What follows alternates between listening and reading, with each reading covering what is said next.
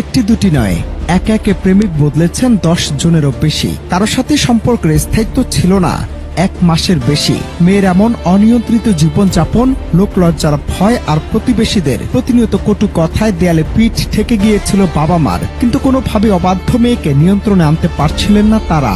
আর তাই শেষমেশ মেয়ের এমন আচরণে অতিষ্ঠ হয়ে এমন এক সিদ্ধান্ত নিলেন বাবা মা, যা শুনলে চমকে যাবে যে কেউ। গভীর রাতে প্রথমে ঘরে চালানো হলো উচ্চ শব্দের সাউন্ড বক্স, আর সেই শব্দের আড়ালে নির্মমভাবে হত্যা করা হয় নিজের মেয়েকে। এরা এমন একটা বাবাদের ঋণ কোনোদিন শোধ করা যায় না। পৃথিবীর সকল বাবার প্রতি RRM স্টিলের শ্রদ্ধা।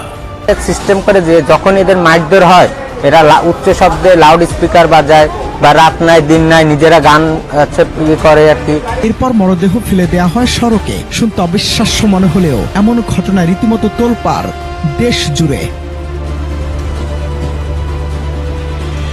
ঘটনার সূত্রপাত গত 8 জুলাই আনুমানিক রাত 9টায় খুলনা নগরীর প্রান্তিক আবাসিক এলাকার 3 নম্বর সড়কে একটি পরিত্যক্ত প্লাস্টিকের বস্তা দেখে সন্দেহ হয় স্থানীয়দের। খবর পেয়ে পুলিশ এসে বস্তাটি খুলতে বেরিয়ে আসে এক বালিকার মরদেহ। মুহূর্তে স্তব্ধ হয়ে যায় গোটা এলাকা। প্রথমে লাশের পরিচয় না মিললেও খুলনা মেডিকেল কলেজ হাসপাতালের মর্গে নিয়ে যাওয়ার পর জানা যায়, গা শিউরে ওঠা সে সত্য।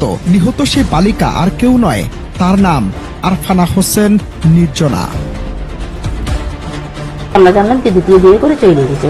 ওর দেখতাম না, তোর মা একদিন আমি জিজ্ঞালাম কি কিছু নির্জনেরা দেখি না, নির্জনাতে বিয়ে করে চলে গেছে। সিসিটিভি ফুটেজে দেখা যায় মাথায় হেলমেট পরা এক ব্যক্তি লাল রঙের একটি মোটরসাইকেলের পেছনে ভারী বস্তা বেঁধে নিয়ে আসছে এবং জনশূন্য রাস্তায় বস্তাটি ফেলে দ্রুত পালিয়ে যাচ্ছে। আধুনিক প্রযুক্তির সাহায্যে সিসিটিভি ফুটেজ পর্যালোচনা করে দেখা যায় সে মোটরসাইকেলটি ছিল খোদ নিহত নির্জনার বাবার। তাৎক্ষণিকভাবে জিজ্ঞাসাবাদের জন্য পুলিশ হেফাজতে নেয় নির্জনার মাকে।